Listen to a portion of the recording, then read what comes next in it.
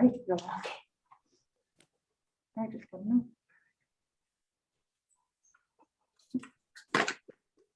All right, we're All right, live. we're live. Go ahead. Fantastic.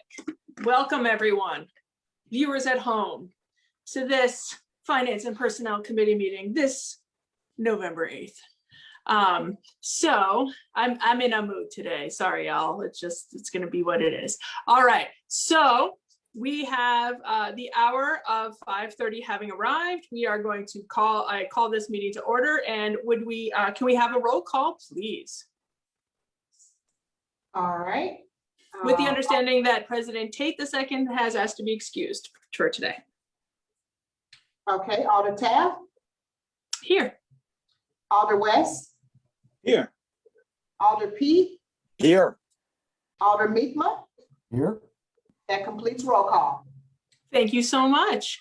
All right. That brings us to our next item, which is the approval of the minutes for the October 25th, 2021 meeting. Can I get a motion? Move to approve. Moved by Alder West, seconded by Alder Meekma. Do I have is there any discussion on the item? Okay, seeing none, all in favor, please signify by saying aye. Aye. All opposed? Motion carries. That brings us to our next item.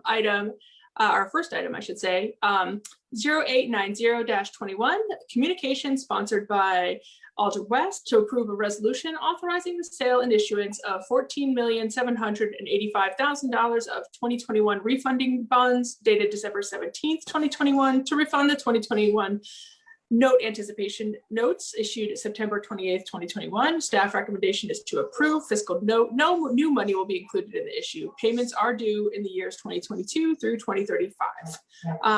I imagine the finance director will want to speak to this. I could be wrong. I usually am not, though. Absolutely. Thank you, Chair Taft. Actually, we have Brad Pagood here tonight from Baird just to give you a little bit of an update on the documents that are attached to the agenda. So Brad, if you'd like to go ahead. Okay, thank you. So just in terms of time frame, with your approval tonight, this will be forwarded to the full council for action at November 16th. And that's the action that finalizes the rates and the terms on the long-term financing. The financing, again, it's a refinancing of a short-term note that was issued earlier this year to fund the city's capital improvement projects and equipment acquisitions. So in summary, the issue size is approximately $14,785,000, and with the final payment scheduled for 2035.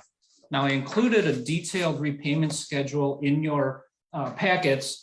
And I would just point out, I just want to draw your attention towards the right-hand side of that document. You're going to see a column that's labeled combined debt service. That column reflects the existing payments that the city has already committed to for prior bond issues.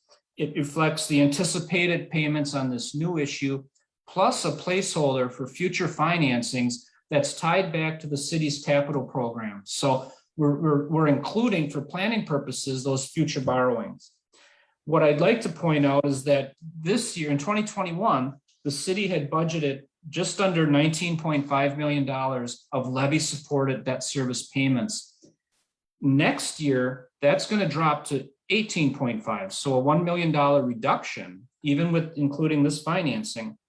And we're scheduled to hold level at that 18.5 million through 2023 before we again step up back to the same levels that you're at for 2021.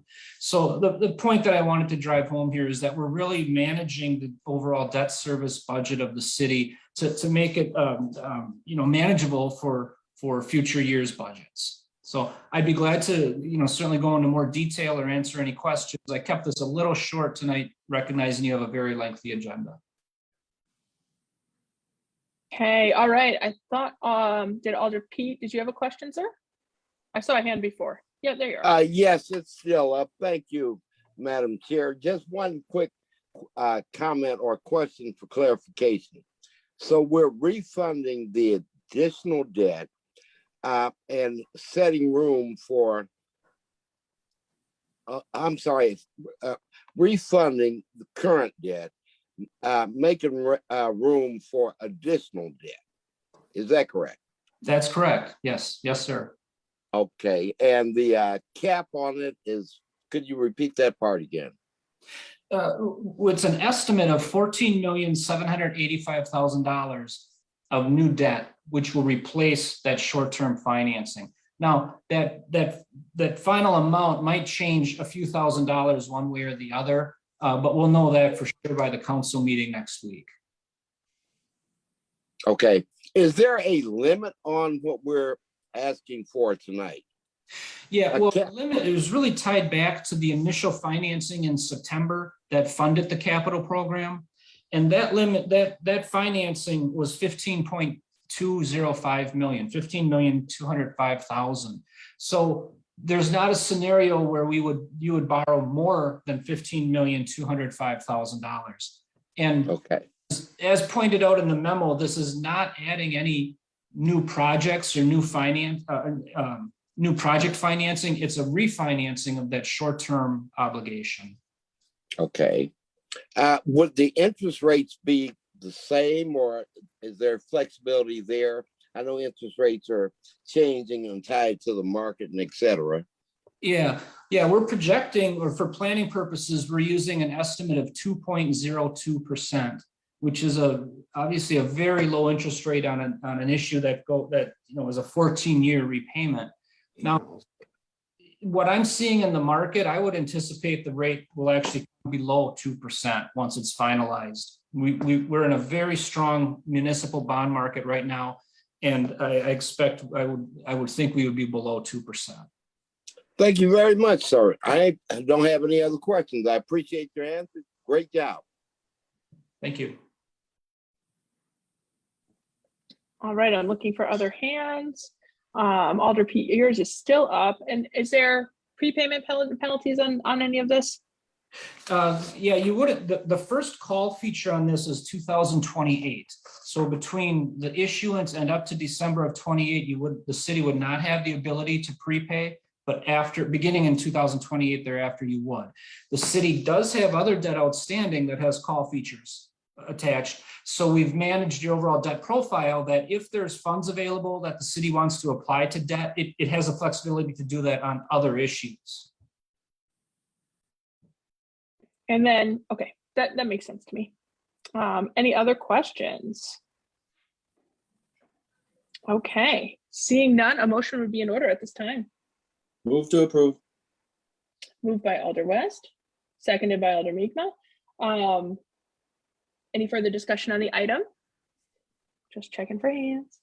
Seeing none, all in favor, please signify by saying aye. Aye. All opposed?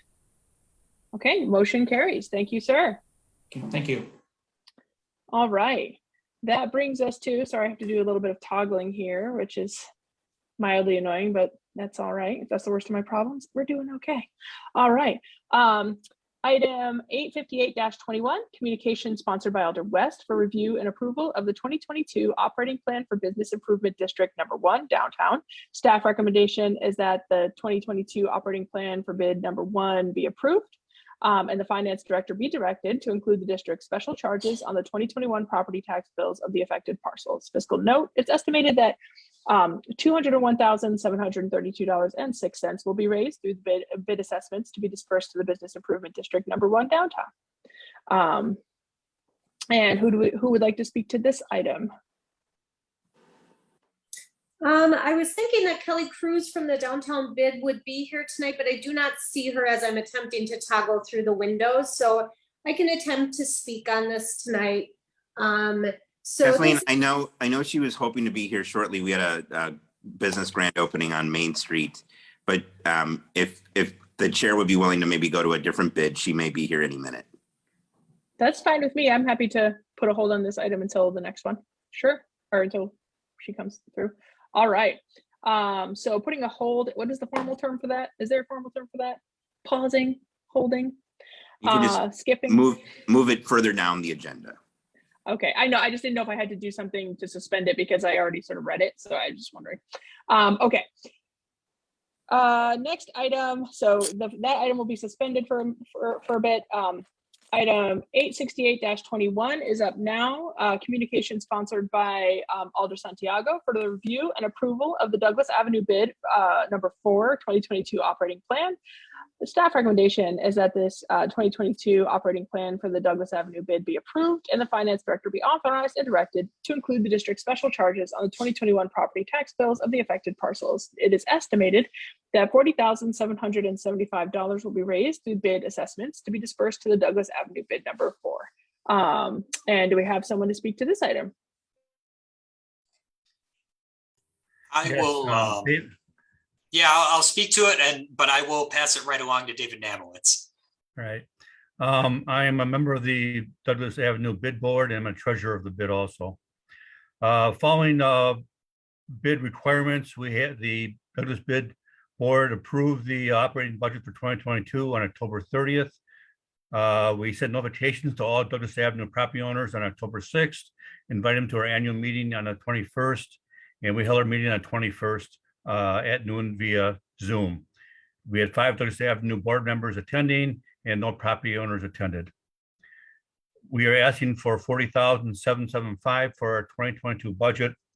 The city assessed properties on Douglas Avenue dropped by 1.02% in the last year. We reduced our request for funding by the same percentage, so there'll be no change in the mill rate to the property owners for a Douglas bid. We have money on hand, so while our expenses are quite a bit larger than our revenue, we will use money on hand to pay for the difference. We started up a light up the night last year where we are offering outside lighting to all businesses on Douglas Avenue. In 2021, we had 19 properties with lights being installed on the outside of the building. And we are continuing this program into 2022. In the last month, we have 3 more applications already on hand. This is lighting up the street, made it safer and looking nicer for the district. We have 6 security cameras on Douglas Avenue. The Racine Police have admin control of those cameras, and they are happy with them. They've been used to solve a number of crimes and situations. We plan on having more cameras going north on Douglas in 2022. And we opened up a new marketing committee and a part-time marketing manager to help our businesses with new marketing in 2022. Thank you. Thank you.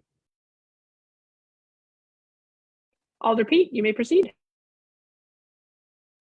Thanks again, Madam Chair. One question. On the revenue or income side, are there any projections for increases, or how would you be faring in the current economic environment with problems in getting shipments of goods due to various reasons from shipping, etc., as well as the switching from street-based or storefront to internet? How does that, I'm pretty much familiar with the types of small businesses on Douglas Avenue, but I'm just interested in how we're addressing that. Obviously, like the rest of the city, the rest of the country, we've had a reduction of businesses on Douglas Avenue last year. The most notable one, and it's really sad, is the Darbo Auto was closed. That was not by economics, that was by Lincoln closing down their dealership, but that was a huge loss for Douglas Avenue. The reason we are spending more money this year on marketing ideas is to help the small businesses. We're going to have ads in the paper. We are doing internet splashes for businesses, and we're trying to help them. We're taking pictures of their building that they can put on their websites. We're trying to help them with their website development, whatever we can do for the small businesses to make them have a chance to survive during this time. The other one that's up to the city to do is that Flatiron Mall is now a county-owned property, a very large property, and I'm hoping sometime in next year or so, the city will work with the county to take over that property, do something with it. Thank you very much, sir. Appreciate it.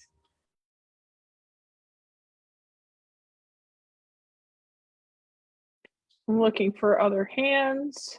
I don't see any on my list. We're going through screens. Okay, a motion would be in order at this time. Move to approve. Second. Moved by Alder Mi'kmaq, thank you. Seconded by Alder Pete, thank you. Any further discussion on the item? Okay, seeing none, all in favor, please signify by saying aye. Aye. Aye.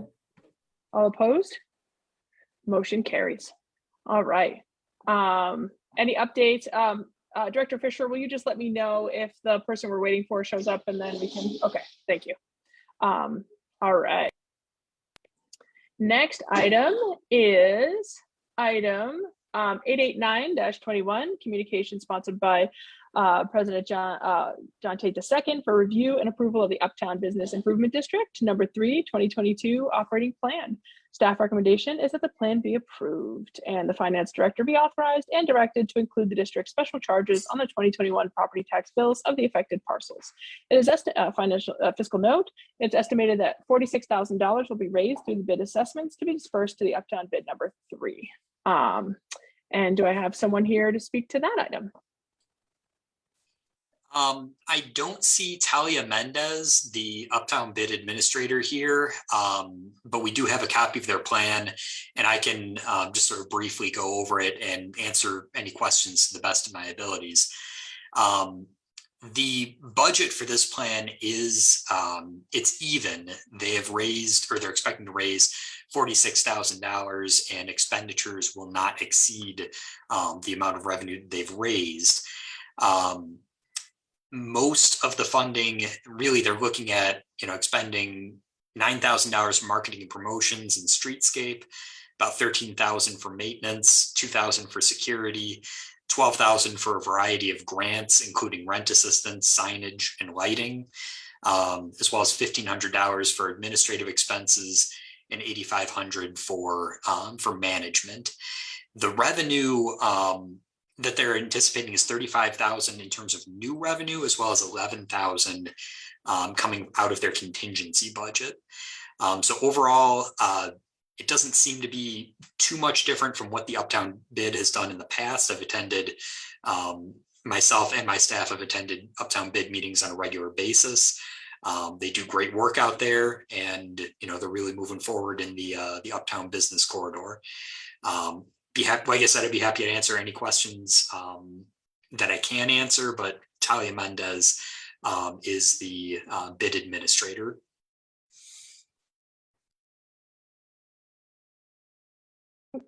Okay, I don't see anybody with any questions at this time, so I think a motion would be in order. Move to approve. Second. Moved by Alder West, seconded by Alder Mi'kmaq. Any further discussion on the item? Okay, seeing none, all in favor, please signify by saying aye. Aye. Aye. All opposed? Motion carries. All right. That brings us back. I believe we have a representative from the downtown bid joining us. So I am going to circle back and reread that item, just so everybody's familiar with what we're talking about. So I believe we're circling back to item 858-21, communication sponsored by Alder West for review and approval of the 2022 operating plan for Business Improvement District number 1 downtown. Staff recommendation is to approve. Fiscal note, it's estimated that $201,732.06 will be raised through bid assessments to be dispersed to the Business Improvement District number 1 downtown. So please proceed. Ms. Cross, Chris, sorry. Bad names. Do you want me to proceed? I'm sorry. Yes, please. Yep. Sorry, I just don't know how to Okay. pronounce your last name. Okay. Yeah, go for Oh, yeah, it. Kelly Cruz. Okay, Okay. yeah, so yeah, we are, our budget should be obviously a zero-based budget. We are excited to be able to put some money into the coffers for potentially some more of the capital improvements. Some of the capital improvements you have seen this year that just got installed were the brand new holiday banners. We're looking at a 4 to 5 year plan to possibly put some money away to get a permanent light up Christmas tree, which would then have music and things like that. But in the meantime, we are going to continue all of our services, which include downtown cleanup with the street sweeper and garbage cleanup, graffiti removal, seasonal banners, obviously the flower pots, the cement planters, the hanging baskets that are just amazing downtown. We'll have, we're a visitor center on the weekends. We're the only visitor center east of the I. So we'll have continue those services. Our marketing has been intense because we've had more events than ever before. In fact, we've had, we alone hosted 64 events, and we plan to have even more in 2022. So the marketing funds need to match what that looks like. So we are really happy with this budget, and we hope that you move to approve. Thank you. Looking for hands. Any questions for Ms. Cruz on any of that? I see a hand up from Alder Pete. Please proceed, sir. Oh, you're still muted. Sorry about that. Too many buttons to hit at 7 o'clock at night. Anyway, thank you for your presentation. Appreciate what you all are doing downtown. But I do have some questions. Are there any strategic plans in the works to increase traffic downtown, or to bring more activities to the area, which would increase revenue? Absolutely. Thank you, Alder Pete. Yes, so like I did mention that in the past, probably 3 years ago, we only hosted about 30 events downtown. We then increased that to 40 and 50.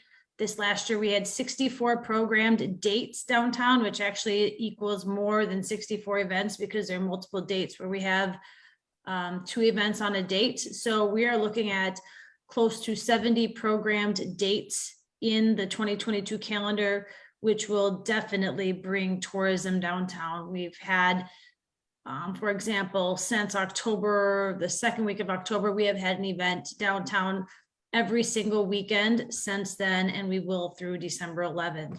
So programming has been one of our #1 concerns, and the merchants that we've been talking to have been extremely grateful for those, for that programming and understanding the importance of that. Okay, thank you very much. Great. I appreciate your answer.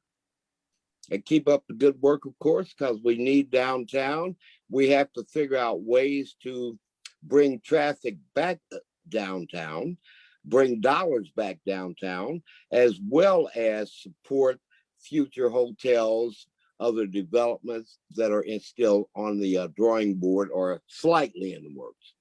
So I hope you all are partnering and thinking about strategic ideas or tactical ideas to work with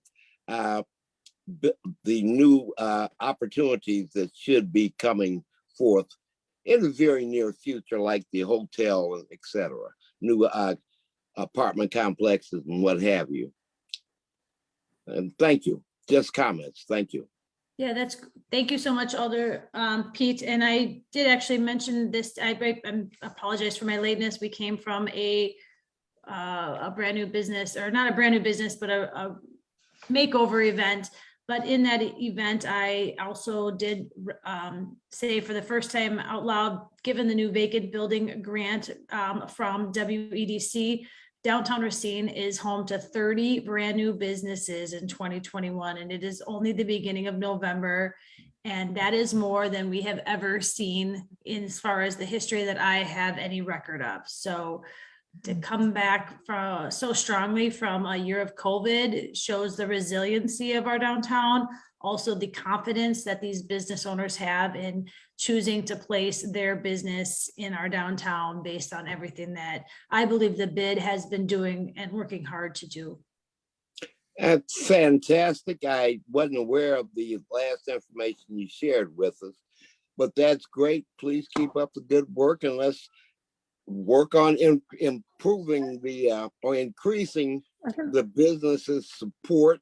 And of course, their bank accounts have to be affected in a positive way. Again, keep up the good work, and thank you very much. Appreciate you. Thank you. Just need the Bucks to keep winning and have these parties downtown. And Oh yes, that was awesome. fun. There we go. I have a whole many videos of that. Thank you. Yep.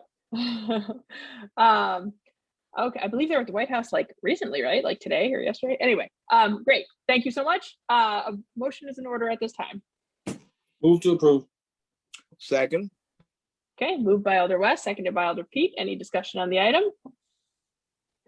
Seeing none, all in favor, please signify by saying aye. Aye. Aye. All opposed? Motion carries. Thanks so much. Help. Okay, so that brings us back down to just looking where I was. Okay, item 882-21, communication sponsored by Alder West on behalf of the Chief of Police requesting to apply for the 2021 local community grant sponsored by Walmart. Staff recommendation is to approve application, and the fiscal note is that the grant amount is $2,500 with no city match. Who would like to speak to this item? I don't see anyone from the PD on the boxes, if you will, tonight. So I can speak a little bit about it, as much as I know about it. So this is a grant through the Walmart Corporation. The police department has never gotten a grant through Walmart before, as far as I know, but our Parks Department has for some of our community center services.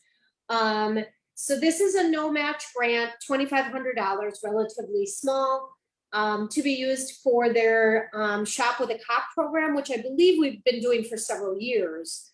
So really to offset the costs associated with that. Other than that, that's about all I have. Okay. I don't see any questions or comments on this item, so a motion would be in order at this time. Move to approve. Second. Okay, moved by Alder Pete, seconded by Alder Mi'kmaq. Any further discussion on this item? Seeing Second none, by all Alder in West, favor? just for the record. Oh, seconded by Alder West. Sorry, I saw. That's okay. All right, I'm seconded by Alder West. Are there? So no more items or no more discussion. So all in favor, please signify by saying aye. Aye. All opposed? Okay, motion carries. Next item is item 552-21, resolution regarding declaration of official intent to reimburse Chicory Road Sewer Improvements Project. Staff recommendation is to approve and authorize the mayor and city clerk to sign the comfort resolution regarding declaration of official intent to reimburse the city, reimburse for the Chicory Road Sewer Improvements Project. Further recommend this item be referred to the Finance and Personnel Committee. Fiscal note, the Racine Wastewater Utility is applying for a Clean Water Fund loan. All costs expended attributed to the sewer improvements project may be rolled into the loan, and principal forgiveness may be awarded to reduce the amount borrowed. So I did see Mr. Gitter on before. Mr. Gitter, would you like to speak to this item? Yes, thank you. Good evening. The wastewater utility has an issue with our customers in an area on Chicory Road. So during heavy rain events, water can get backed up, and some of the residents, including Racine residents, are getting water in the basements. So we put together a project plan, and we have submitted a loan application to the DNR for a state clean water fund loan so we can remediate this area and fix this problem. The issue we have is before we get the loan, we have to spend money. The DNR requires engineering plans as part of the loan package. So we have to spend money to get the engineering plans done ahead of the loan. So what we would like to do is any money that we spend before we get the loan, we can roll those costs into the loan and then reimburse the utility for the costs that we had to spend prior to getting the loan. This is common practice for these DNR fund loans that we've done in the past. And we just did one of these about a month ago through this committee. So. Okay, thank you, Mr. Gitter. Are there any questions anyone has about this item? Okay, so the Clean Water Fund loan, I think Director Fisher, can you just explain quick how this works? Again, like for me. Sure. Mike did a pretty good job of covering it, but basically what they'll do is they have to spend some funds up front in order to even apply to the Clean Water Fund to get what's called principal forgiveness. They'll then do that application, DNR Clean Water Fund will look at it and they'll decide through some sort of analysis how much principal forgiveness we'll actually get. And then at that point, they will work with bond counsel and the utility will then issue Clean Water Fund bonds once all of those dollar amounts are settled. Mike, just for my edification, how long of a process is this normally? Right now, the loan that we are trying to get is for 2023, so it takes a long time. It's a long process. Thank you. Yeah, that was my understanding. I think it's just good to, for folks to know how this works. Thanks so much, both of you. All right, I don't see any questions. Oh, I see a question from Alder Pete. Please proceed, sir. Thank you. I just have one quick question for Mike. What are the residents doing now? Are there any services being provided to keep the water from getting into their basements while we're going through this procedural process? Yeah, there's nothing they can do on their end, unfortunately, and that's why we need to remediate and fix the problem. It's a service issue. Okay, you're also close to Kenosha County, or would they be involved in this? No, this is our service area, strictly our service area. Okay. All right, thank you very much. Appreciate it. Okay, seeing no further comments or questions, a motion would be in order at this time. Move to approve. Moved by Alder Miedema, Second. Take your pick. seconded by, wow, I'm gonna go with Oh, Alder yeah. West by a millisecond. And so any further discussion on the item? Seeing none, all in favor, please signify by saying aye. Aye. All opposed? Okay, motion carries. Thank you, Mr. Gitter. All right, so that brings us moving right along to item number 887, communication sponsored by Alder Lemke on behalf of the Public Health Administrator requesting permission to accept $892,700 from the State of Wisconsin Department of Health Services for local public health departments, consolidated contract COVID-19 programs with grants included as follows. $114,100 for immunization COVID supplement 3, $660,700 for ARPA COVID recovery, and $117,900 for public health workforce. Staff recommendation is that the department be authorized to enter into agreement and accept funding as noted. And the fiscal note is that the consolidated contract is in the amount of $892,700 with no local match. And I don't know, we have, I believe, Administrator Bauer, or Dr. Bauer, yep. Here, yep. Please proceed. Oh, thank you, Alder Taft. And thank you to everyone for your attention and your time on this matter this evening. As mentioned, all three of these allocations are COVID related. The first one, the $114,100, is a 3-year opportunity. It is intended to provide COVID vaccine or vaccinations. With this, and currently we have a FEMA grant that we're expending funds for this effort, which will end on December 31st. At that time, this grant will kick in and we will expend the $114,100 and our vaccination efforts within the city of Racine. The second item is the $660,000, again, COVID related. It's related to response and recovery from the COVID pandemic. Again, with each one of these grants, the allocation is very specific as far as what it can be utilized for. And with this one, it's public communication, health surveillance, enforcement of orders, enhancement to healthcare capacity. So with these funds, we have a public health educator on staff that this would pay for salaries and benefits. Second to that, within the line of the communication, I've spoken with the IT director of the city of Racine. We're looking at some upgrades to the city website. They have a small cachet of money. It's unknown at this point if those funds would be sufficient to be able to cover what would be needed to be done, again, to the city's website comprehensively. So part of these funds will go in assisting that endeavor. The IT director, she has that scheduled for next year, and that will fit within the timeline of this 3-year expenditure of these funds. The last item that we're looking into is electronic medical records. Everything that we do in the health department within our clinic services and such is all done on paper. And I'm getting to the point where I got a lot of boxes and I need to do something with them. And so we've been utilizing and looking for an electronic medical records application that we'd be able to integrate with the assistance of city IT, obviously. But that would be the third component of how those funds would be utilized. The last item is the 117.9, again, COVID related, to recruit, hire, train personnel to address projected jurisdictional COVID response needs. Again, 2-year time frame, about a little under $60,000 for each one of those years. Those funds will be used to continue with the contact tracing, the interactions, the efforts that we've already begun and that we've been continuing to do for, oh my gosh, almost 2 years, I guess. At the same point, again, they would be vendors, temporary individuals that we would engage with. And again, that one is a 2-year time frame. Any questions on any of those? Alder Pete, I see your hand up. Please proceed, sir. Thanks again, Madam Chair.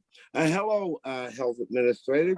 I'll just say, Dottie, good to see you again. Thank you. You answered part of my question concerning contact tracing.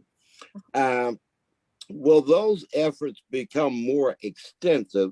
And the second part of the question is there any type of enforcement in this area? And specifically in terms of reporting, because I'm concerned that many organizations are not fully disclosing their exposure or positive rates.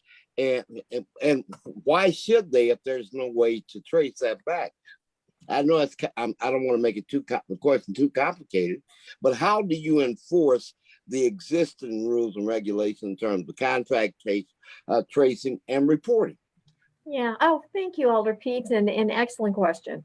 So as we receive laboratory results on individuals that are positive, the individuals, the contact tracers, our disease investigators, contact those individuals, find out how they're doing, provide information, answer any questions, but then we also ask about who lives in the home.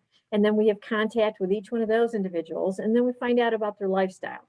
So are they engaged in the educational system? Are they engaged in employment opportunities? Have they been to a healthcare provider recently? Where have they been going shopping? What kind of, again, lifestyle options have they engaged in since the time when they first acknowledged that they were symptomatic? We also talk about quarantine, we talk about isolation, we talk about the perimeters of that. For those individuals that give us the information, then we can provide them additional information and additional follow-up. We check on them to see how they're doing, have conversation with them about their symptoms and about their family members and about testing opportunities, as well as vaccination opportunities here within the city and outside of the city. So as far as enforcement goes, if I have an individual that I indicate to them that they are positive, that they need to stay home, they need to stay in their apartment, wherever their living quarters are, they have to isolate themselves from the rest of the family and such. If I find out that, 2 hours later, they're down at the mall and 3 hours later, they're somewhere else, I can place orders on them that would require them to stay within their place of residence. Thank you very much. Just one question, follow-up related to that. Is there any reporting requirements, or put it simply, is there any way to enforce that an institution is accurately reporting positive cases? And number two, is there a threshold where it's considered a pandemic? Oh, yes, understand. Thank you again, Alder Pete. So for businesses to report out, so from a business perspective, we would get the individuals. So the individuals that reside within the city of Racine, we would automatically get a report back stating that they are positive. So that would come through the state and through the state systems for testing and reporting out if they live within the framework of the city of Racine. Then we would have contact with that individual, find out who their employer is, and then have contact with their employer saying, you've identified as a positive, this is where this person works within your establishment. You know, can you provide us a list of those individuals that they would have had close contact with under certain parameters? Okay, thank you very much. I appreciate it.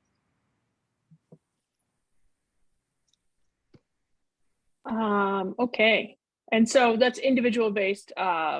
So businesses in the city of Racine don't have to provide you any reports. You're mostly tracking individuals who live in the city of Racine, but businesses that are in the city of Racine don't have to give you information like that. Like say they have employees that live outside the city, they don't have to tell you if one of them tested positive. No, but what happens is that, so for example, if we have an assisted living facility and they've been identified as having individuals tested positive or 2 more individuals that have tested positive, they would have to supply us with a line list of all those individuals and their contact information. Okay. Have you had to place orders? I'm not going to ask for like numbers or whatever, but is that something that we've had to do in the city of Racine on folks that were non-compliant?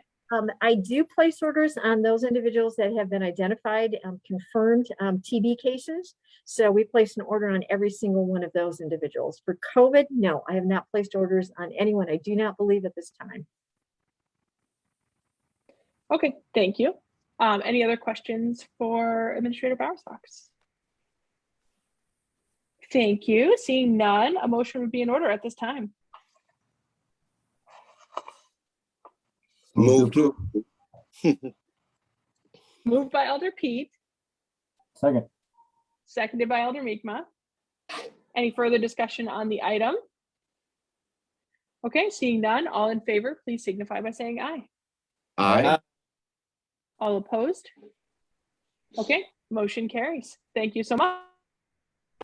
Next item is coming up. All right, another health related item. So item 88821, communication sponsored by Alder Lemke on behalf of the Public Health Administrator, requesting permission to accept $316,103 from the State of Wisconsin Department of Health Services for local public health departments consolidated contract programs with grants included as follows: $63,580 for bioterrorism focus A planning, $29,823 for bioterrorism preparedness cities readiness initiative, and $22,700 for infant mortality.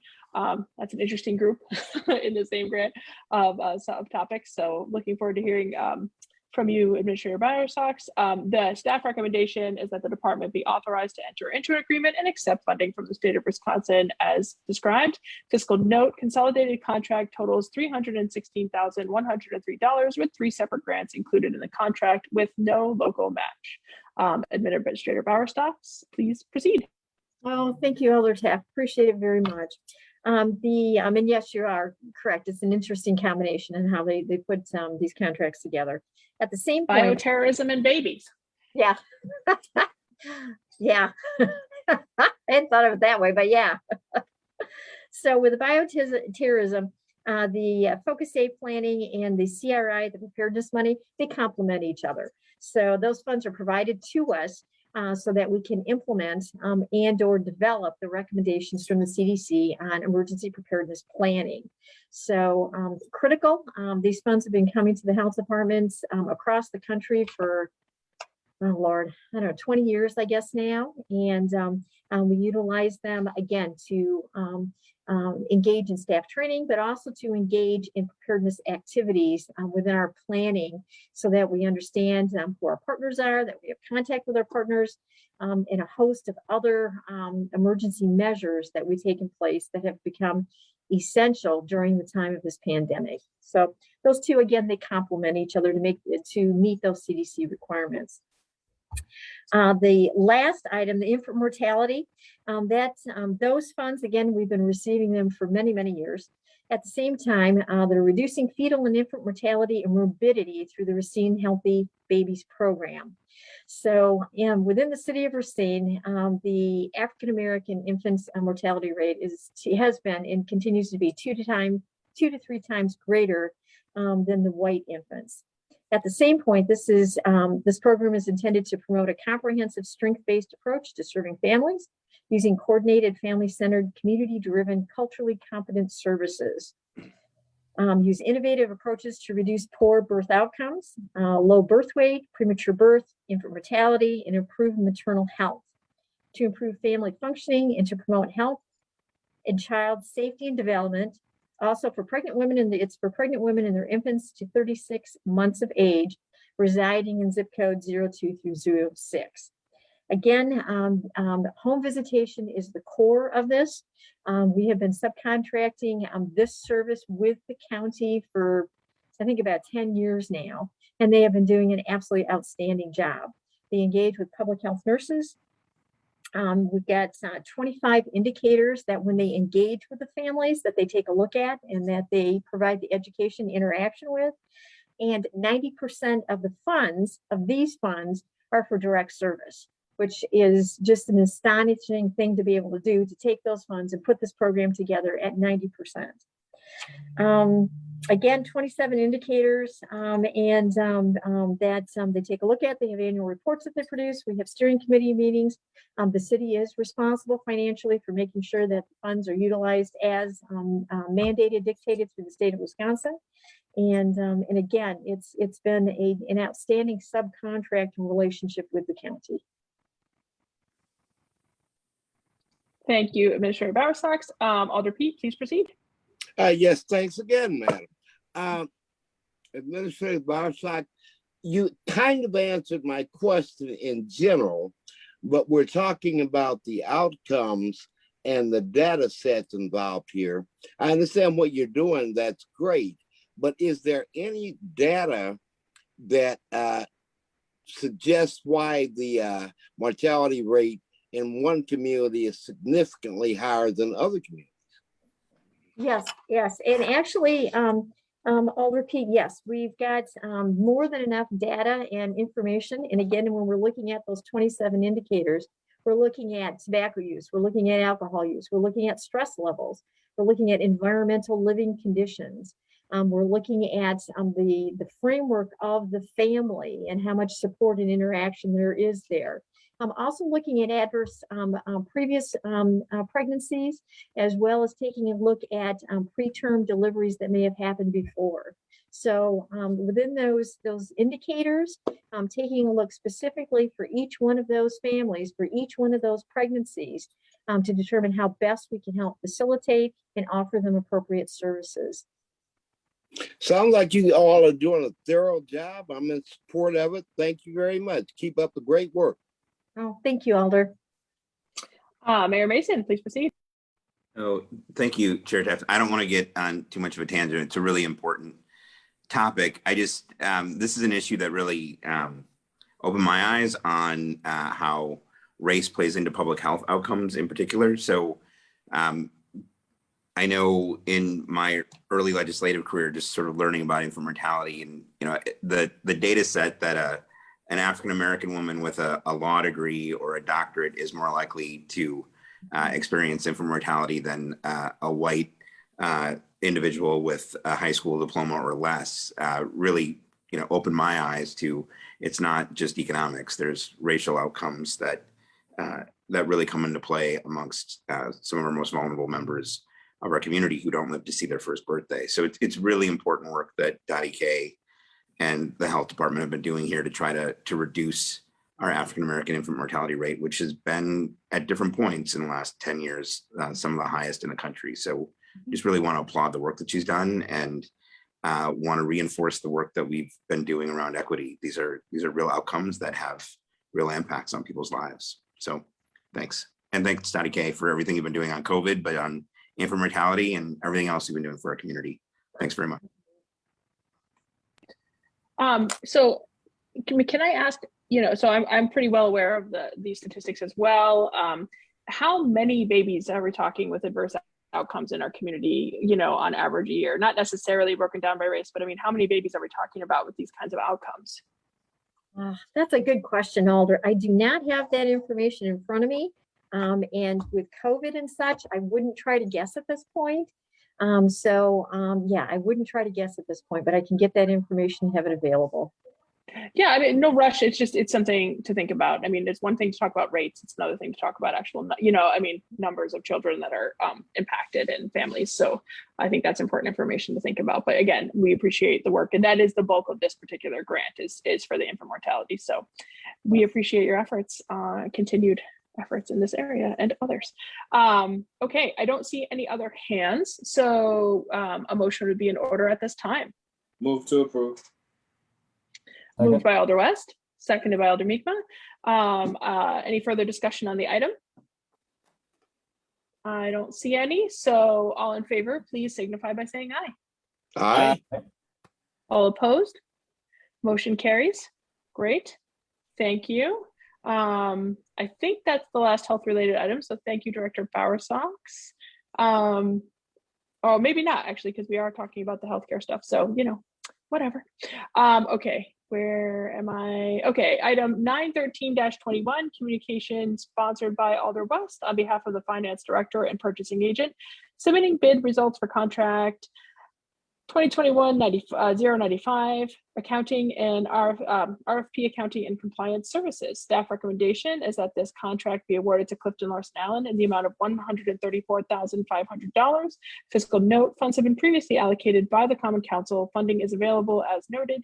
And I would welcome comments from Director Fisher. Thank you so much, members of the committee. So several months back, the Common Council allocated funds specifically for compliance services associated with the ARPA funds.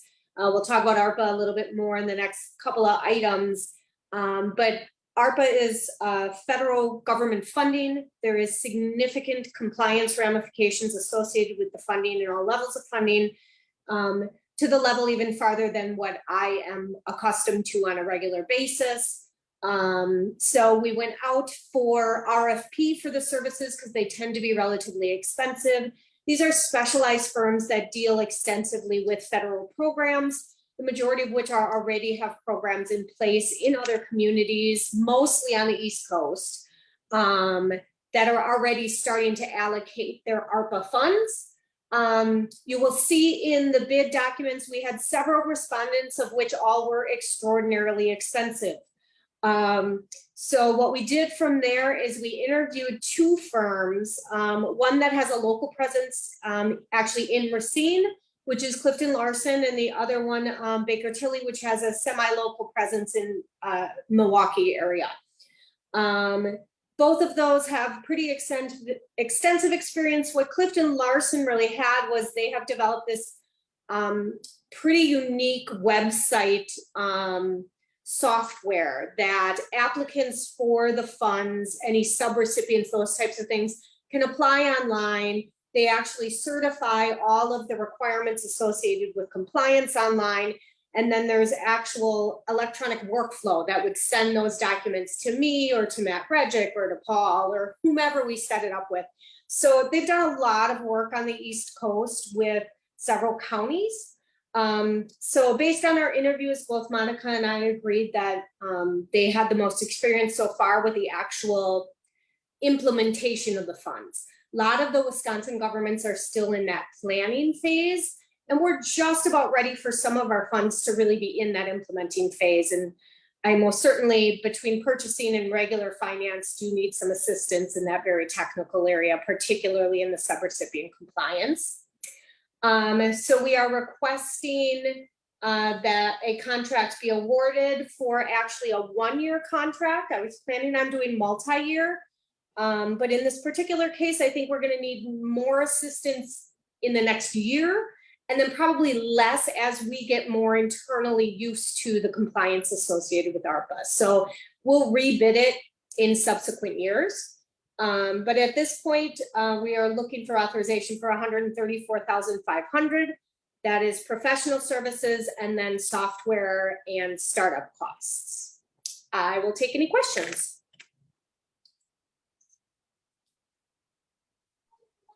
Okay, I don't see any questions at this time, so a motion would be in order. Oh, I see a question from Alder Peak. Please proceed, sir.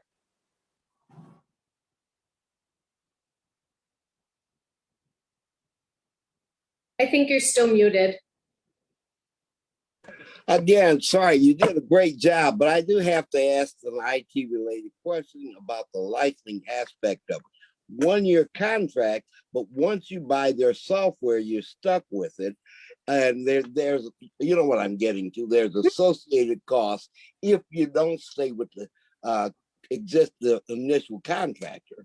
So how do you address that?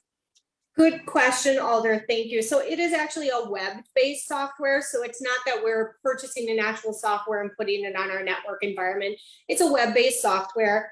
And it is a year to year. We can choose to use it or not use it from year to year.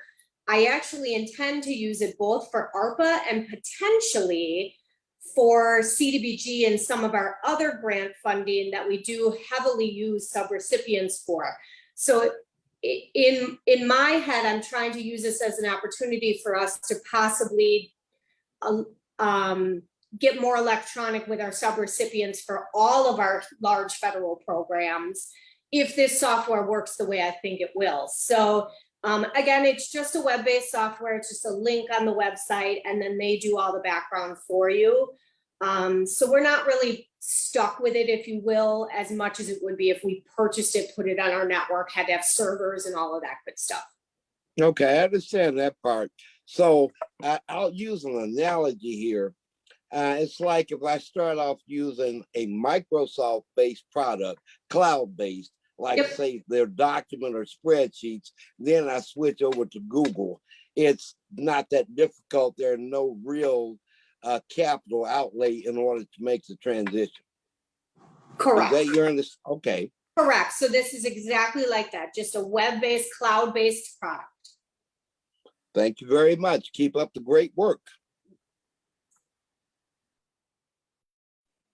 Okay, I don't see any other questions, so a motion would be in order at this time. Move to approve. Moved by Alder West, Second. seconded by Alder Miedema. Any further discussion on the item? Seeing none, all in favor, please signify by saying aye. Aye. Aye. Any opposed? Motion carries. Bringing us to our next item. Item 916-21, communication sponsored by Mayor Mason to amend a CDBG funding agreement executed pursuant to resolution number 325-18. The staff recommendation is to authorize the mayor and city clerk to execute an amendment to a CDBG funding agreement between the city of Racine and LSS Housing Gold Medal Lofts LLC pursuant to resolutions as noted. Fiscal note, no changes to the loan terms and repayment are contemplated. Who is with us to discuss this item? I'd be happy to discuss it. So this item sort of came about as sort of an outreach of the Jeffers and Gold Medal Lofts team reached out to us because we do hold a $1.54 million CDBG loan on Gold Medal Lofts. Because Gold Medal Lofts has now reached sustained occupancy. They've reached full occupancy for a few years now. They're looking to refinance off their initial construction loan and on to permanent financing. And as part of that, they are requesting that our primary loan to the LSS subsidiary be instead redirected to Lutheran Social Services, the entity itself. I've been working with Scott Lettany and his staff on trying to make sure that, you know, as we do this, we are protected, that the property remains on the tax rolls for the amount that we expect it to be, and that the city is indemnified as needed. We believe we are, you know, that this is a satisfactory thing that LSS and Jeffers has requested. We believe that we are protected, and in turn, it provides Gold Medal Lofts with the financial stability to continue providing affordable housing at that site into the future. So again, the main change here is our loan will be with Lutheran Social Services rather than their subsidiary as it was during the construction phase. I'd be happy to entertain any questions.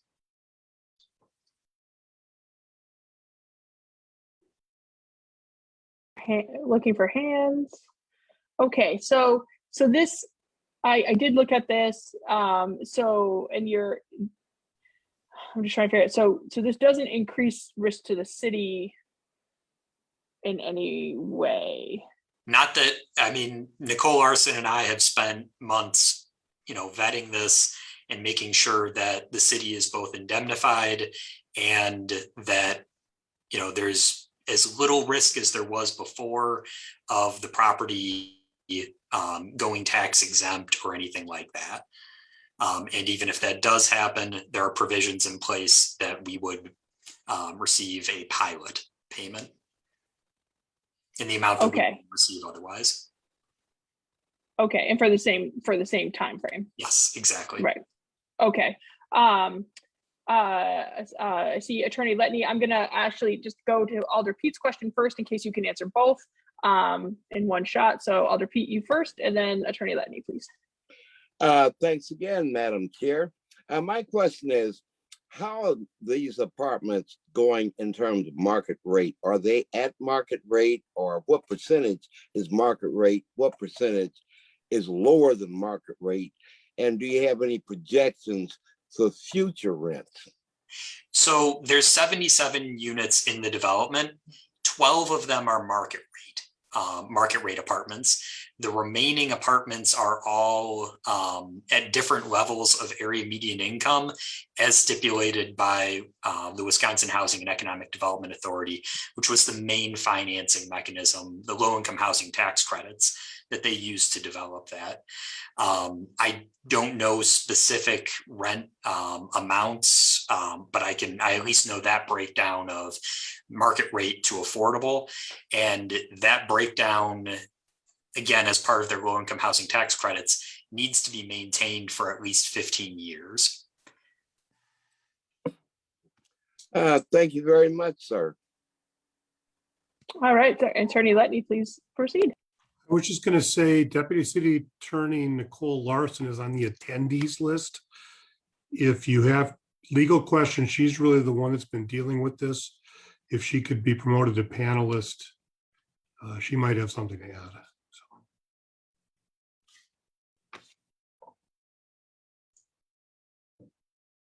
She was already allowed the panelist one. She has to accept it. Oh, thank you so much. No, it looks like she's there now. Okay. Hello. Okay. Good evening. All right. Okay, Alder Pete, do you have any questions for Attorney Larson? Yes, I do. If Okay. only if 88% of the units are not at market rate, where does the funding come from for the other 88% of them? That's a great Matt Regic question. I have not worked on that part of it at all. So it's a variety of sources. Most of that funding is a subsidy, again, through the low-income housing tax credit, which allows the developer, incentivizes the developer to rent below market rate.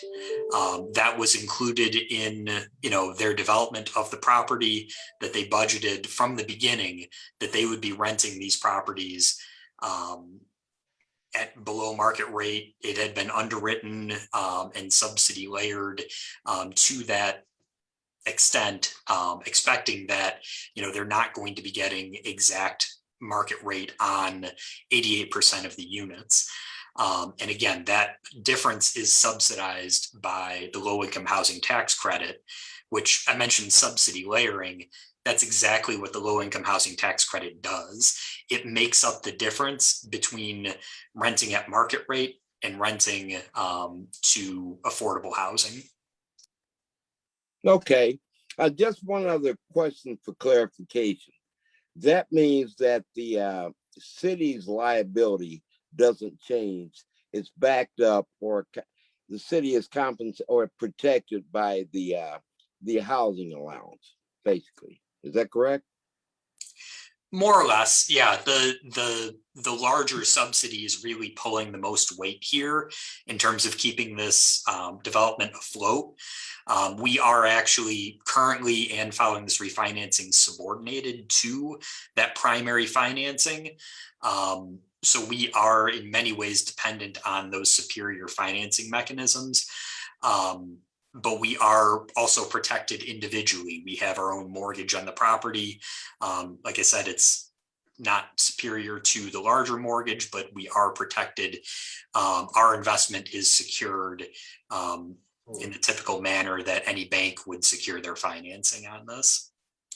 Okay, thank you very much, Matt. I appreciate it.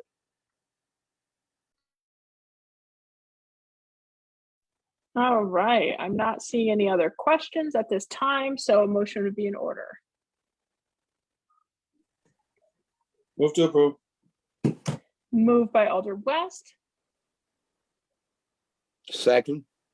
seconded by Alder Pete. Thank you both. Any further discussion on these items? Seeing none, all in favor, please signify by saying aye. Aye. Aye. Any opposed? Motion carries. Next item, I believe is, let's see, item 892-21, communication sponsored by Mayor Mason requesting permission to apply to the Wisconsin Department of Administration under the Healthcare Infrastructure Capital Grant Program. Staff recommendation is to authorize the grant application to the Wisconsin Department of Administration under the Healthcare Infrastructure Capital Grant Program. Fiscal note, the grant is up to $20 million and requires no city match. Who would like to speak to this item? I would, Madam Chair. Please proceed. Thank you. Here's another grant opportunity from the state of Wisconsin announced just a week ago. It is the Department of Administration Healthcare Infrastructure Capital Investment Grant Program. And we would like to apply for the maximum allowable award, which is $20 million. The specs of the grant applications are perfect fit for what we'd like to propose, which is $20 million toward the Racine Health Clinic project. As you stated, there is no match required of this, and we are simply seeking your approval tonight to go make the application, which is due November 30th. And that is our request. Thank you, City Administrator Bornholm. Yeah, I'm trying. What is all these titles? Thank you, sir. Are there any other questions? I don't see any. Seems pretty straightforward. So at this time, I'll entertain a motion. Move to approve. Moved by Alder West, Second. seconded by Alder Mi'kmaq. Thank you both. Any further discussion on the item? Going once, going twice. Okay, seeing no further discussion, please, all in favor, please signify by saying aye. Aye. Aye. All opposed? Motion carries. All right. The next item is, I believe there is a typo. I've been alerted to the fact that there is a typo in the amount. So I'm going to read the corrected number and we'll ask for the item to be corrected. And Director Fisher can correct me if my intel is incorrect. So item 909-21, communication from Mayor Mason requesting allocation and expenditure of $28,596,465. Is that amount correct, Administrator Fisher? That is correct. Thank you. I appreciate that. Okay, great. We will make sure that is corrected in before council. In America Rescue Plan Act funding for homeownership, neighborhood revitalization, workforce opportunities, community resiliency, sustainability, smart cities, and budget stabilization. Staff recommendation is that this request be approved. Staff has reviewed and confirmed all applicable ARPA rules to verify that all uses are allowable. The fiscal note is that this funding is not to exceed $28,596,465. The ARPA funds are currently uncommitted and require no city match. We have hopefully all had the opportunity to read this ABM. I know I have. So who would like to speak to this item first? I'm going to make the introduction, Madam Chair and committee members. If the powers that be could let me screen share. I am not those powers, but I'll allow slides. it. I think IT can help me out here, right? Yep, hopefully. Yay. All right. All right. Again, thank you, Madam Chair and committee members, for having this presentation tonight. I just wanted to start with a little background. As you know, we were awarded through the federal government, and thank you, President Biden and the Congress, for realizing the negative impacts that local governments felt during the COVID and the pandemic. So we were awarded $46,246,000 or $246,465 in that allocation. We have already received this year $23,123,232. As a reminder, we have already, as a council, you have already committed a portion of these funds, around $17.5 million, which I will show in the next slide. But on behalf of Mayor Mason and the administration, tonight's proposal is to allocate the balance of the funding going forward. As a reminder, and just the mission of these funds when they were first proposed and approved was to help local governments recover and to help restart local economies, realizing that we had an economic shutdown. It further wanted us to target these resources to the best of our abilities to communities disproportionately affected by the pandemic.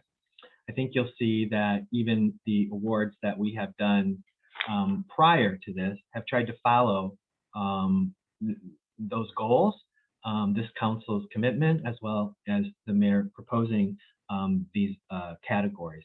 So basically, you know, what we have done up to date is about $17.65 million in these 6 categories: home ownership and neighborhood revitalization, budget stabilization, community resilience, compliance and outreach, public safety, public health, employment, recruitment, and retention. And you can see by the pie chart kind of representation of where we've spent those funds. Budget stabilization obviously was approved in the last week's budget deliberations, and that really did help us not only stabilize the budget, but moving forward, be able to do some really positive things in the city budget, and particularly for the employees who have worked so hard with us over these 1 year, and now Dottie K says 2, which I just can't even get my head around it. So tonight we want to propose our recommendations, the mayor's recommendations, and the administration that have worked on this. And I want to thank everybody on the team that put a lot of work into this, as follows.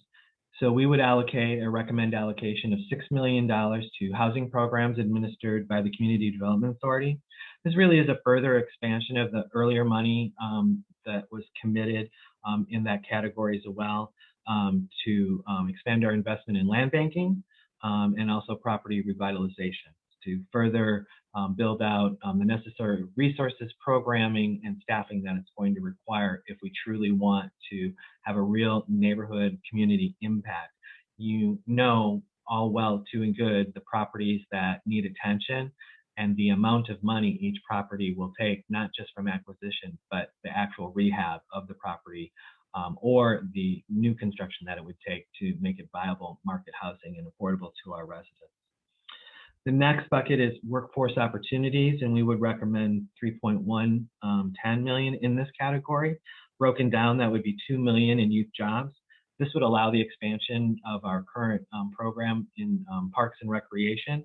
It would expand it to potentially other city departments such as DPW, and it would allow an additional 50 youths each summer to be hired in this program. We would also recommend 510,000 to be placed in careers and trades.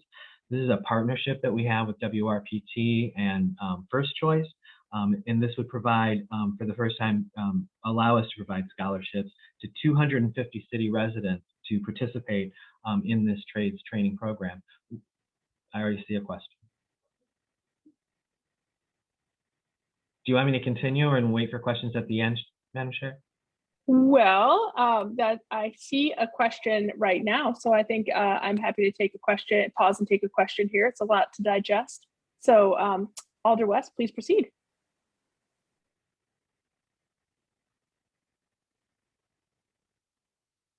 Sorry about that. That was an accident. Sorry. My apologies. Just so you know, we're Okay. paying attention.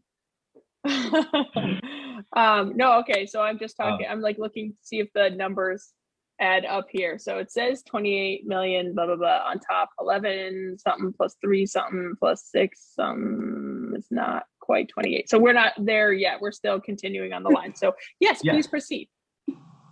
Okay.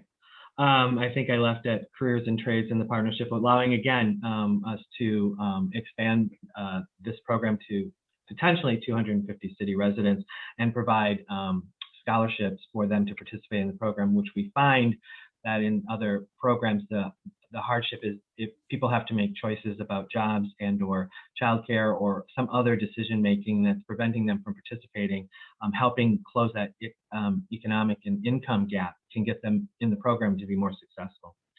It also includes funding then for a workforce manager or professional services if we can't find the individual, but this is a big program. It needs to be administered. And this person would also help us make the Racine Works Ordinance have the capability of it having more expansion and more participation from construction firms and developers. The next category bucket, if you will, is called community resilience. And this has a number of initiatives that we think will really make investments in some of the most needy in our community that have been affected really adversely, disproportionately. So our first recommendation under this category is $10 million. And this would be dedicated to the proposed federally qualified health clinic project at King Lincoln. This is additional funding that we would set aside in addition to money that has already been set aside in the capital budget for the construction and build out of this new clinic and community center. We intended, this kind of follows the previous request of you approving our application. This would be in addition to that funding, and we're also seeking additional federal funds and state and federal grant programs that could be applied to this project, as well as philanthropic contributions, so that we could come up with the entire budget and move this project this year, hopefully, if everything falls into place. We would allocate $600,000 to the Financial Empowerment Center to continue its work with residents for financial literacy and empowerment and all the good work that they're doing, which I think you've seen reports on what they've done already with the resources that have been allocated. And this just really makes a future investment over the next 3 to 4 years. In addition, we would put $475,000 in the high school equivalency diploma program. Again, this could expand that program to 250 adult city residents and the ability to give scholarships as well to get people in the program that might not otherwise take advantage of it because of the choices that they are sometimes forced to make. And then we have $800,000 in underserved community needs, and our intent would be to recommend that this be given to the CDBG Advisory Council to support local nonprofits and really to let them make applications, let the CDBG Advisory Committee make some criteria that would speak to the nonprofits of who are doing good things or want to do additional things or additional expansion of anything they're currently doing or something new that really hits again in that target that they want us to use this funding to make impact in communities that have been really adversely affected by the pandemic. And then the final categories is a new category to this one for sustainability in smart cities. Obviously, you know, we've had a sustainability effort and manager who has since left our program, and we are proposing $600,000 over the next 4 years to hire a new a sustainability director to continue this work and again get us to the next level of creating a more sustainable city. We also are reigniting the Smart Cities Director with a $600,000 allocation. This resided with the, I believe, the Director of Innovation, I want to say, back in the Mayor's office at one point. And this is reestablishing that under the title Smart Cities Director with, again, the same objective and that is to get Racine positioned not only where it currently is in its award of being a smart city, but to really advance and take advantage of what we see in many of these categories as some, future opportunities and funding, so that we have a plan, that we have priorities, and we know what funding to go after for implementation to make us successful. We also have 1 million set aside for energy and carbon reduction projects, again, extending efforts that we have some great success stories, from electric buses to the charging station. And we want to just do more to really reach that carbon neutrality and reduction that has been stated as a goal in the Climate Accord. We also have a new program for under recruitment and retention. We had brought to you in the past signing bonuses. This was really Human Resources did a survey of our benefits and to employees, and this is something that really came out as something that would be very popular and could be very useful both in retention and recruitment. And I think I don't need to tell anybody about student debt and what a burden that is, and how much that is in the system, and what people come out of their higher education with. And this is establishing a program that would enter that market. As far as we know, this city of Racine would be the first as a municipal government or a government that has looked at this as a potential benefit and recruitment and retention tool. And we're quite excited that maybe this will make us stand out amongst our peers. And then finally, we also are still setting aside, as we did in this previous budget, the $8 million in the stabilization fund. We would do another set aside of the balance of $4.1 million and change, again for budget stabilization moving forward, so that we can continue our city services, not cutting programs, staff, and other efforts, and our cost to continue.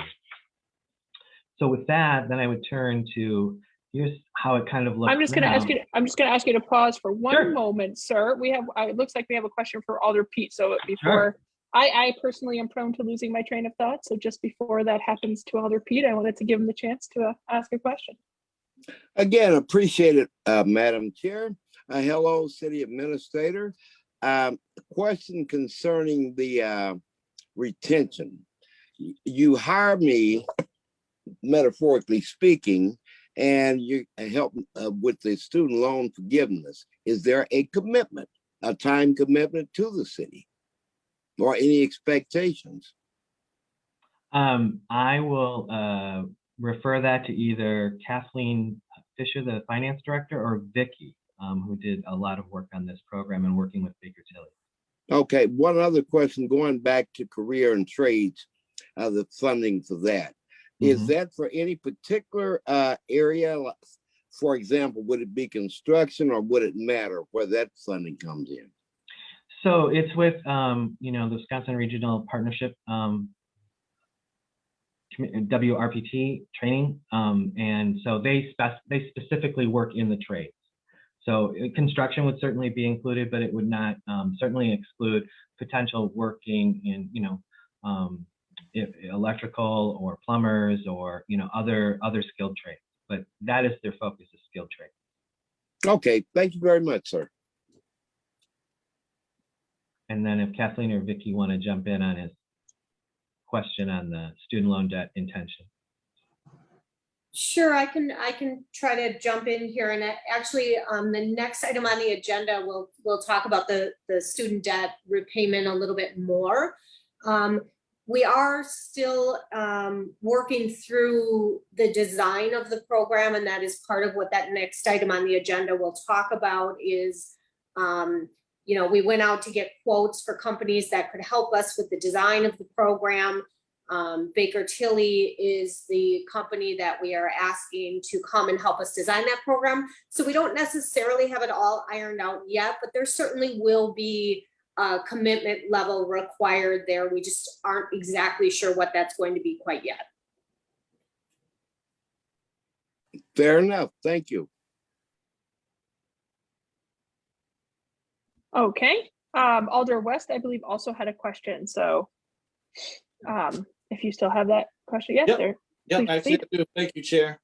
All right, so this is for the city administrator. So if we go back to the last slide, we don't have to physically go back, but I just have a question about the $2 million that you have allocated for your youth employees or something like that. So is that summer employees? Can you break that down for me? Because Yeah. I'm trying to wrap my mind around that high dollar amount. Mhm. And then I see that you have only $800,000 for the underserved community needs. And I just think for that, is this proposal fluid with the numbers or what have you? So, sure. So 2 million, remember, is over the next 4 years. Okay. And it would allow us, I believe my note said, this would allow us to have 50 youth per summer, and not just parks. It could be in other city departments like DPW. But this would allow for, paying them a living wage for the weeks that they work with us. So that's the estimated budget. Is Vicky on? I can't see the list with the, if. She is. I'm looking Yeah, at I her think lovely Vicky, face right now. Vicky can really explain that better. Okay. Please proceed. Certainly, thank you for the question, Alder West. That funding for youth jobs really includes two things, really, two big buckets. It includes, as City Administrator Bornholt said, the actual stipends that we envision would need to be paid to youth for working those summer jobs throughout the city. And again, these are spread out over 4 years. So that's stipends and administrative costs to have at least 50 city youth participate in these summer job experiences during their summers. It also includes this position that's described in the briefing memo of a youth employment specialist who would need to manage that program, to recruit the youths into it, help supervisors throughout the city, throughout different departments, create meaningful work experiences for those participating youth, handle all the payroll and the accountability and all of that for the youth participating in the program, and also certainly work throughout the city and our structure to find other opportunities during the year for young people in our community to get job shadowing and mentoring and connected to city jobs, and to help build a pipeline of city young people to work across city government in all different positions. So again, those are 4-year figures, but that's the big goals we're really hoping to accomplish there, of really building a robust youth employment program and ensuring we have at least one person in city government who works on that every day and who is dedicated to building partnerships and connecting those young people in the city to the city workforce and providing them with really great opportunities to work here.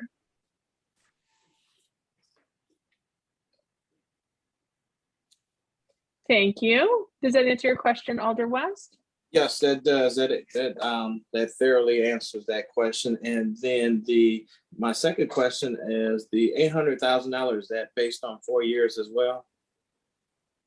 Yes, it is based on 4 years, but there's nothing, I mean, if a really good proposal or came through and they wanted a different, there's a lot of flexibility built into this, right, on an annual basis.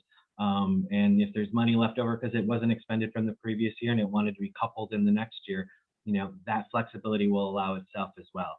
But the intention is to, award that money on an annual basis over 4 years. All right, thank you.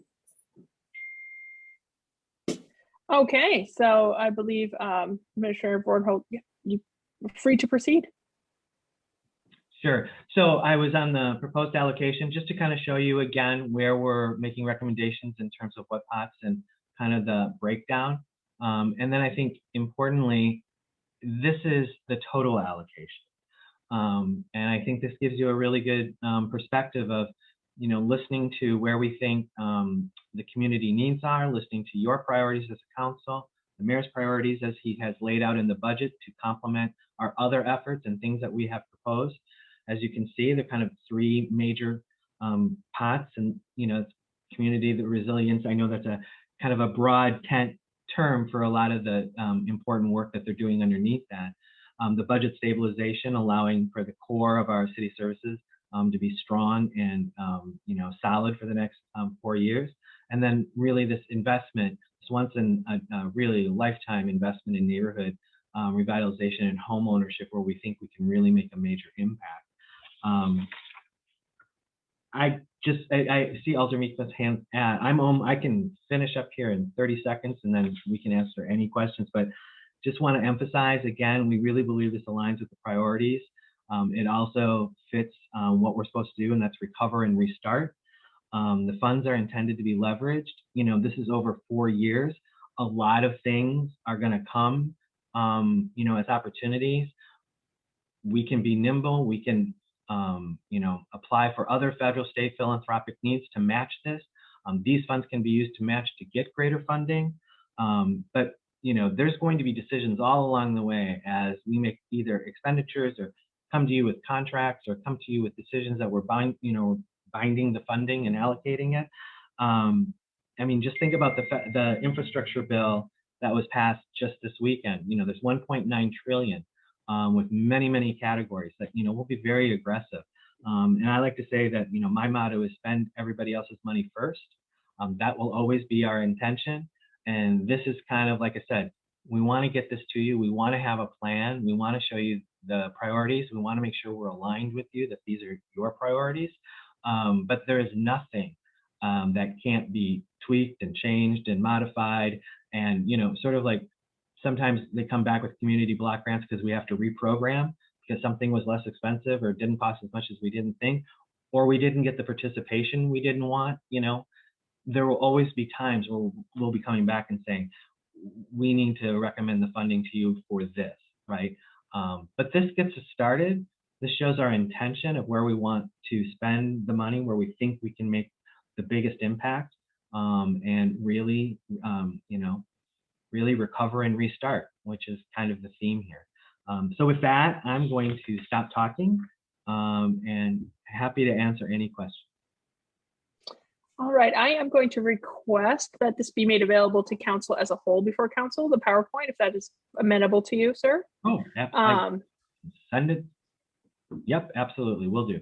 Okay, that would be helpful. And Alder Meekma, please go ahead. Thank you, Madam Chair. Yeah, so, Administrator Volnell, I appreciate the layout of this. I am curious, and I apologize if this was covered at some point, or it was even told directly to me, and I just don't remember. And there may be a restriction in place, but is there a consideration or an opportunity for nonprofits to find support through this in any way? Yes, so when I talked under community resilience, there was $800,000, and it could have been titled better, but we called it underserved community needs. And the intention in our recommendation, if you see it in the memo, you will see it illustrated that it is our intention to recommend that this be given to the CDBG Advisory Council for allocation to local nonprofits to meet the very needs of our underserved communities in the best way possible. I mean, that they would have an opportunity to apply for those funds on an annual basis. Fabulous, thank you.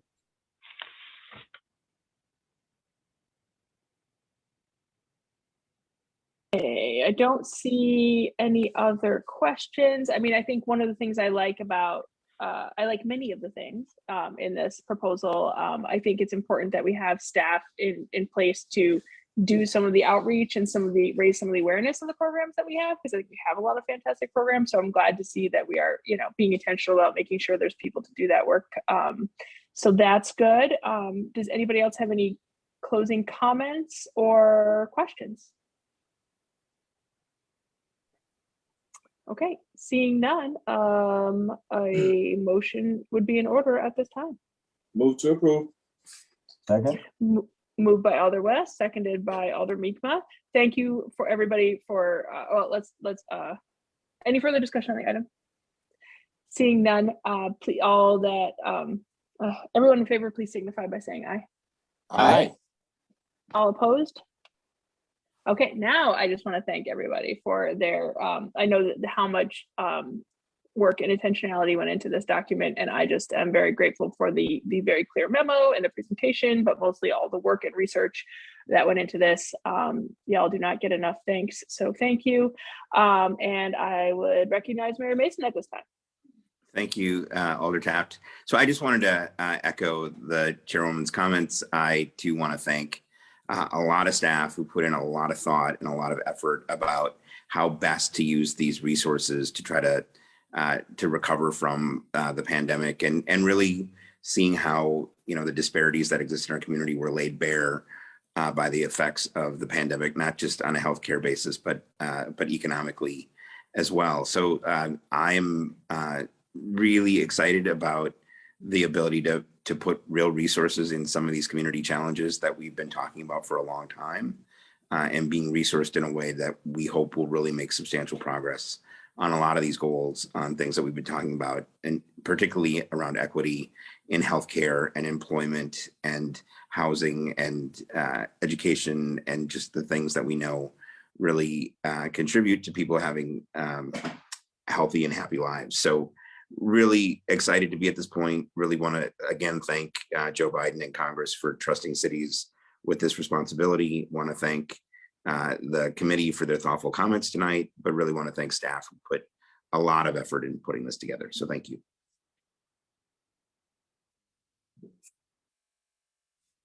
All right, that brings us to our next item, which is item 856-21, communication sponsored by the mayor on behalf of the Human Resources Benefit Manager, requesting permission to waive formal bidding for implementation of a student loan repayment assistance program and award the contract to Baker Tilly for services to be provided. The staff recommendation is to waive formal bidding. And enter an agreement with Baker Tilly. Fiscal note funds are available as denoted in the ARPA professional services. Who would like to speak to this item?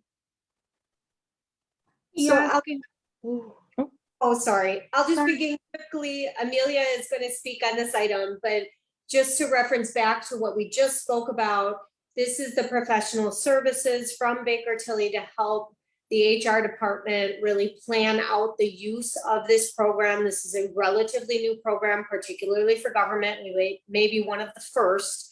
So Baker Tilly is pretty excited to do this work. And Amelia, you can go ahead. Okay, thank you. So good evening. Thank you for letting me present on this item this evening. For this item, I am requesting permission to implement a student loan repayment assistance program through Baker Tilly for full-time and regular part-time city employees utilizing ARPA funds, with a tentative program start date of 1/1/2022. The maximum annual benefit for City of Racine resident employees would be $2,400, and it'd be $1,200 for non-City of Racine resident employees. Baker Tilly would really assist in developing the necessary policies and processes for this benefit, and they will be managing the application for enrollment in and disbursement of tuition payment benefits on a monthly payment basis. And they would also provide the necessary program oversight and assessments. So with that information, I am available tonight for any questions that the committee may have on this item at this point in time.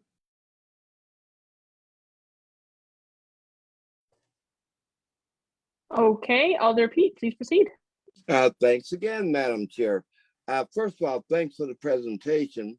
Does that proposal include both represented and non-represented city employees?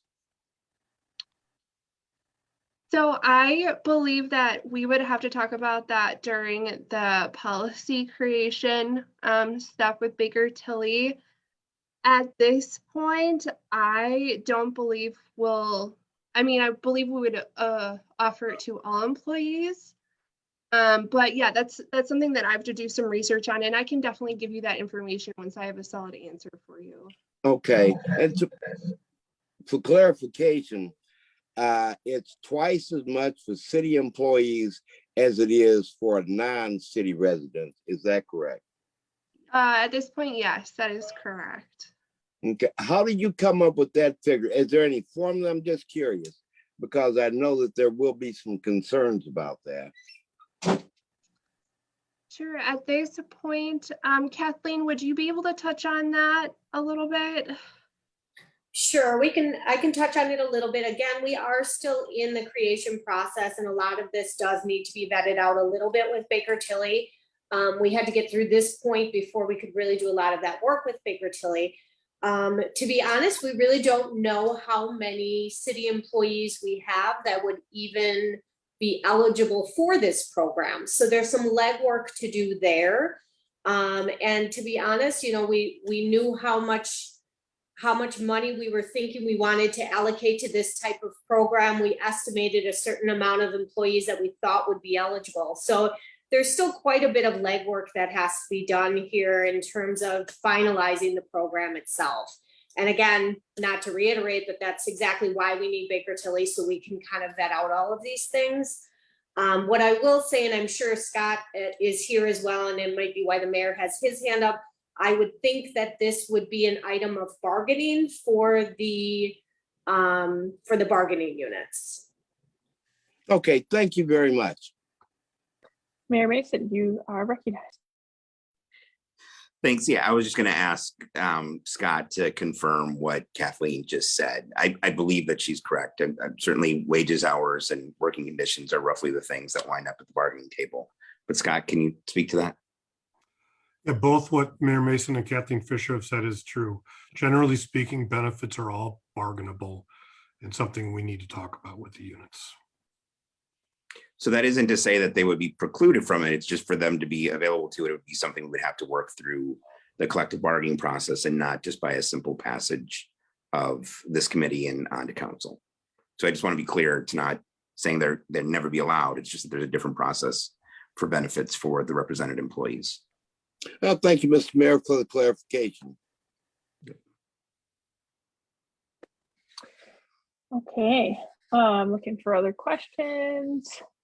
I mean, I think, you know, it'd be interesting to see, so that those kinds of data, if we work with an outside firm, there's still, you know, there's all the security precautions that are taken with all of that. Okay, so, you know, I mean, like who has what data, who has how many in loans and all that jazz. So yeah, I assume so. I just want to make sure, you know.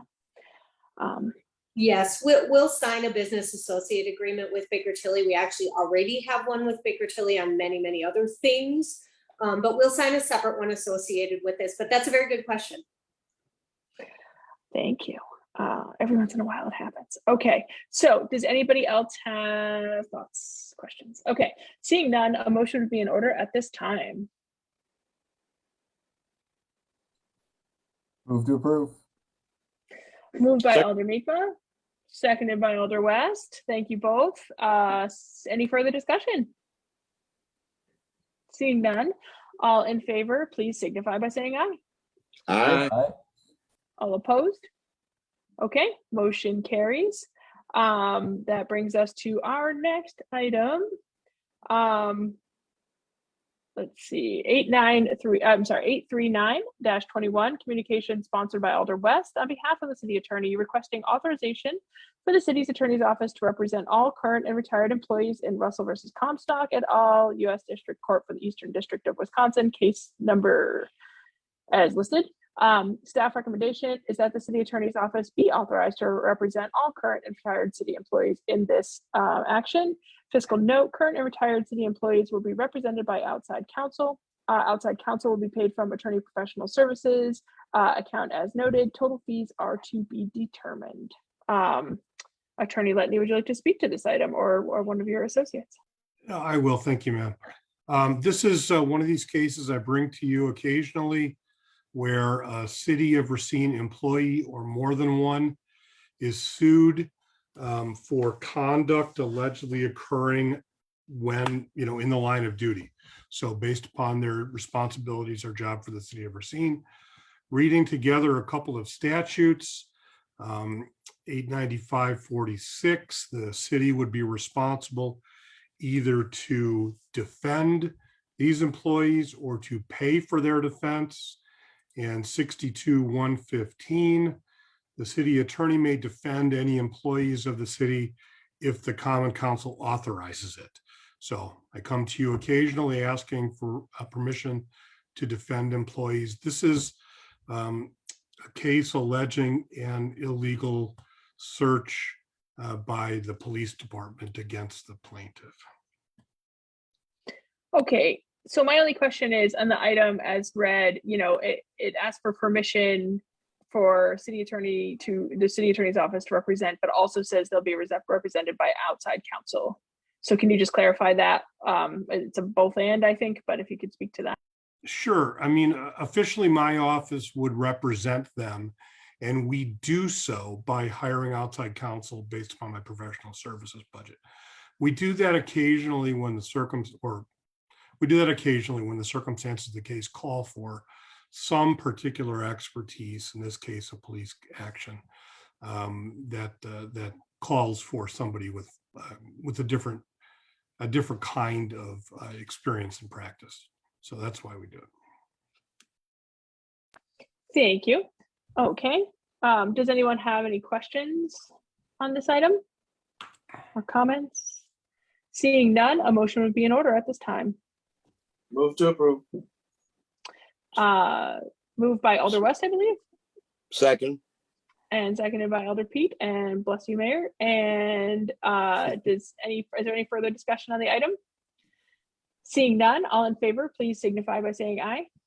Aye. Aye. All opposed? Motion carries. Next item is item 840-21, communication sponsored by Alder West on behalf of the city attorney requesting authorization for the city attorney's office to represent all city employees in Edwards versus City of Racine et al. Racine County Circuit Court case as listed. Staff recommendation is that the city attorney's office be authorized to represent all city employees in Edwards versus City of Racine. Fiscal note, city employees will be represented in-house by City of Racine's city attorney's office at no additional cost. Attorney Letney, or would you like to speak to this item? Yes, ma'am. Thank you. This is similar to the last case. It's a different kind of case. This is an auto collision. It's an accident between a City of Racine vehicle and the plaintiff's vehicle. This committee has already seen this claim and denied the claim, and now we've been sued. Again, my office will represent the one City of Racine employee that's a defendant in the case in-house, and we've already started doing it. Thank you, sir. I don't see any questions. So at this time, a motion would be in order. Move to approve. Okay, moved by Alder West, seconded by Alder Mi'kmaq. Any further discussion on the item? Seeing none, all in favor, please signify by saying aye. Aye. Aye. All opposed?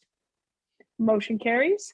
Thank you, folks. And then I believe our last item is an item for closed session. So I will read the closed session blurb and go from there. So it is intended that the Finance and Personnel Committee will convene in closed session pursuant to Wisconsin Statutes 19.851G to confer with legal counsel concerning strategy with respect to litigation in which the City of Racine is involved. In this case, we are going to discuss item 915-21, communication sponsored by Alder West on behalf of the city attorney requesting city attorney meet with the Finance and Personnel Committee concerning litigation in which the city is involved, specifically WHP Cole versus City of Racine.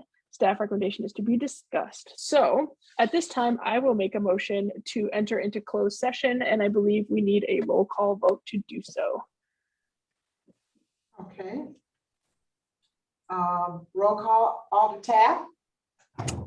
Yes, here, and agree. Alder West. Yes. Alder Pete. Yes. Alder Mi'kmaq. Yes. And that completes roll call. Ma'am, I don't think I actually heard a motion in a second. Oh, there was no second. I'm so sorry. I'm getting a little tired. My bad. I moved to enter into closed session. Do I have a second? Second. Second. Okay, seconded by Alder Mi'kmaq and Alder West, but we'll go with Alder Mi'kmaq in this case because he was louder. And so can we have the roll call vote one more time just to be extra? Sure. Alder Taft. Yes. Alder West. Yes. Alder Pete. Yes. Alder Mi'kmaq. Yes. That completes roll call. Thank you so much. All right, at this time, I believe we are going to enter into closed session. So if folks could let me know when that is the case, we can proceed. Okay, just give me a few moments. I'll get us off Facebook. And is everyone okay with staying on that are on here now?